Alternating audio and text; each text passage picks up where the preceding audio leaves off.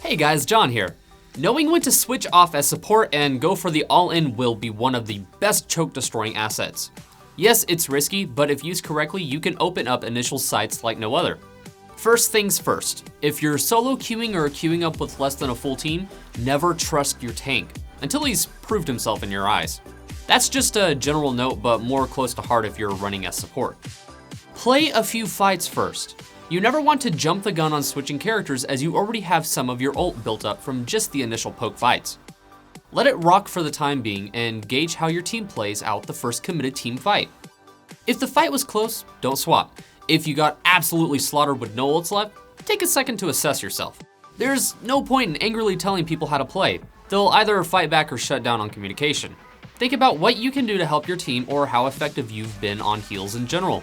Are you burst healing with Ana enough? While Ana has a great kit for varying engagement throughout a match, making sure you're focusing on keeping your tank and DPS characters fully healed during intense choke points is very important. If the enemy team is engaged close, throwing your grenade may be enough to adequately heal your team and stunt your foe's health as well, giving your tanks and DPS heroes enough leeway to shut them down before jumping on the point, especially on maps like Hanamura right before the first point. And if during any of this hustle you get a chance to knock out their tank with your sleep dart, do it. It's great if you manage to land a sleep dart on any other character, but the tanks are going to be their front line and protecting the threshold. Shutting the tank down early and quickly will give you a huge edge in advancing on the point, especially if you are able to keep from using your biotic grenade right before knocking them out, allowing you to drop it as a last-minute heal burst for you and your teammates if things get a little sticky. Are you efficiently single target healing and damage boosting as Mercy? One of the most neglected parts of Mercy's kit is for sure the damage buff you can give from her staff, and you need to learn how to use it. The boost is 30% damage to whichever champion you are using it on, meaning you're probably not going to want to boost Reinhardt or D.Va during a choke. Sure, it's important to keep them adequately healed, but focus your damage increase on DPS heroes that can help break the choke. Heroes like Soldier 76, Reaper, McCree, and Pharah are great examples of heroes that can really turn the tide of a standoff just with that extra 30% to their main weapon. Giving the buff to heroes with great splash damage from their attacks isn't a bad idea either. So heroes like Junkrat, whose projectiles can do anywhere from 40 damage for a direct hit and all the way up to 80 for splash damage, or again Pharah, whose direct damage is 120 and her splash max is 80 damage. Tack on an extra 30% increase to either of these heroes behind a competent ally, and you'll for sure reap the benefits. Specifically, Bastion can benefit from this buff, but you want to make sure you're not going to be caught off guard in the onslaught when the enemy team inevitably targets the annoying robot. Only buff Bastion if you have an escape and being able to fly over to another teammate, because by the time the enemy team targets him, he's going to get shut down quickly and you're going to be the next target. Were you speed boosting your team at the right time as Lucio? One of the biggest benefits of Lucio is the fact that you can keep your crossfade set to health regain and constantly heal nearby allies 12.5 health per second without having to babysit them at their beckoning. But sometimes you've got to ramp up the movement speed that extra 30% just to push past a difficult position. If it seems like your team can handle an aggressive push on the point, and especially if your ult is ready to launch, trigger your speed boost to put your team in a position to overwhelm the enemies. If you can tell that your team is being slowly dwindled down, either drop your ult or switch crossfade back over to healing and fire off, amp it up, as soon as you can to regain control of the situation. If possible, stay within close proximity of your tanks while engaging on the enemy. This will not only ensure your survival, but it will keep the roadblock of your team cemented and healed, especially if your DPS gets capped or the enemy defense is being extremely aggressive. Also, don't be afraid to stagger enemies by cutting through shortcuts on the map. Lucio is fast and versatile enough to where you can jump out of an enemy team hustle and get back behind your team's front line.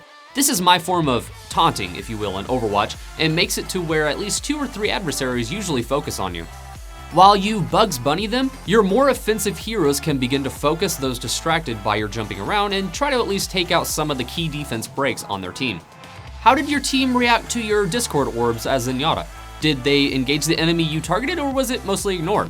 While it's important that your teammates help take out the target you placed the Discord orb on, it's more important for you to know who you should target and understand it's not just an easier way to track an enemy.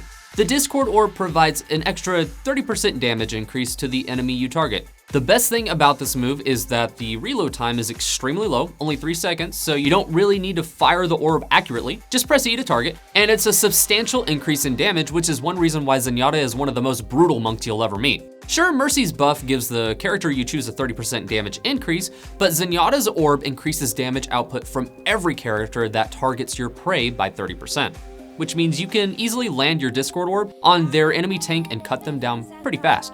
This can be crucial to breaking through a choke point, especially since Zenyatta doesn't really have a way to help flank or escape a full-fledged assault without map or ally interference. Make sure your teammates realize why you are targeting the hero you targeted, and even if you don't kill them, forcing them to retreat can give you enough breathing space to congregate to the point. Also, when you have his ult, Transcendence, prepared, don't pop it off at the first sight of conflict or for one tiny engage. Save that shit for either a Diva ult, Mei ult, or any other obvious push by the enemy team. It can really help get your allies out of harm's way, and now those enemies used up their ults, allowing your team to safely push the barrier and break down their forces. If you're having trouble with one healer during a choke point, try switching to another healer and heed the advice above.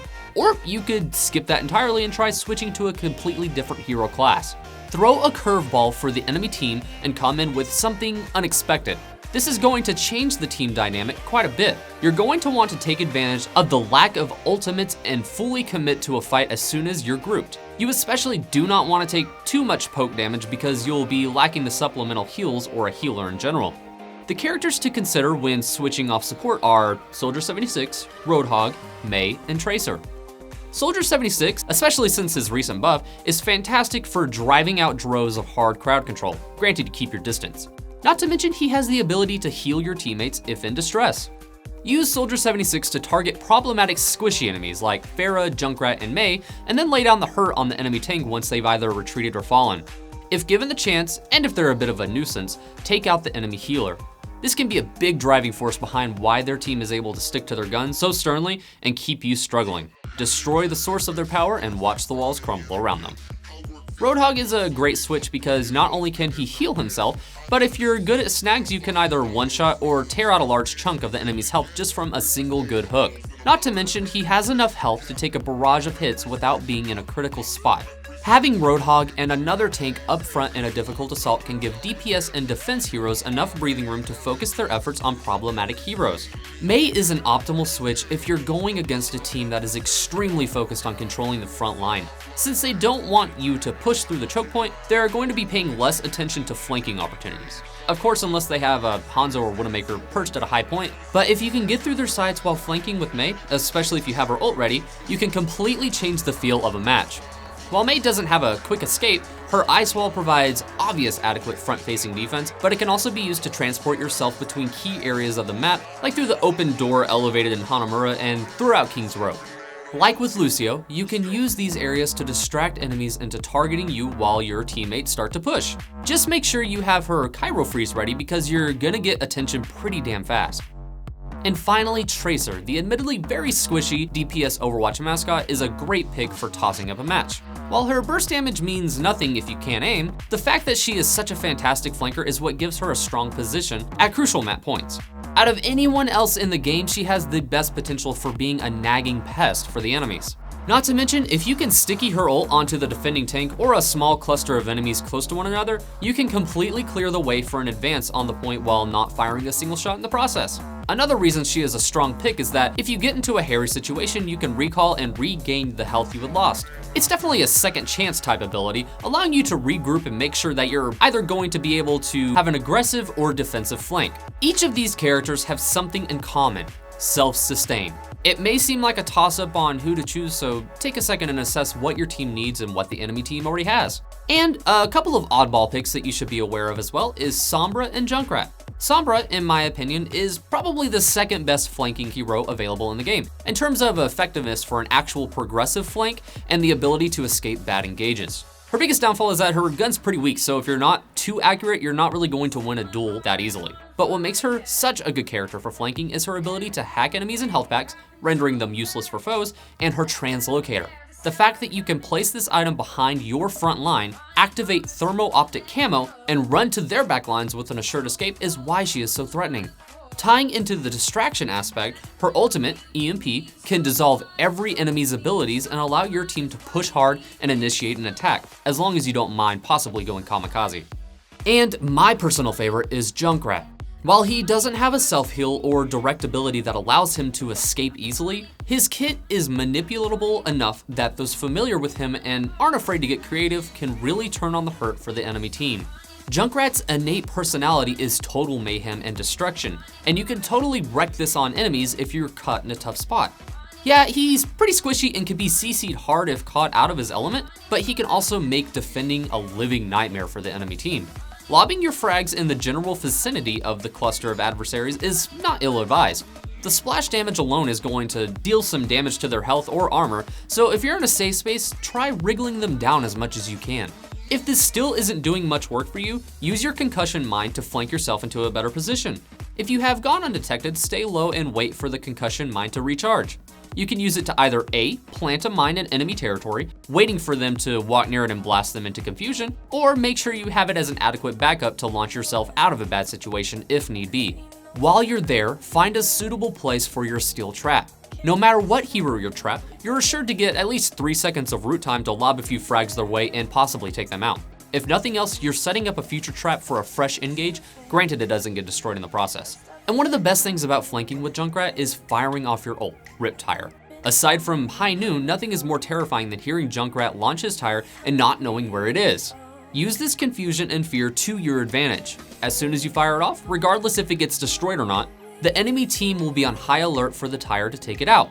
If you manage to get some kills, that definitely works in your favor, but if nothing else, it will give your team a chance to take advantage of the fear and confusion and push out a few troublesome heroes. With all of this in mind, remember that any hero you switch from a healer should not be utilized the whole game. It's more to go all in on the choke you're stuck on. Unless one of your teammates switches to another healer, be mindful to switch back when you get a chance because no team should be without their medic. Thought these tips were useful or have some advice you'd like to share? Let me know in the comments. And please remember to like this video and share it with your friends and subscribe to our channel for more Overwatch guides. You're watching esports on PvP Live.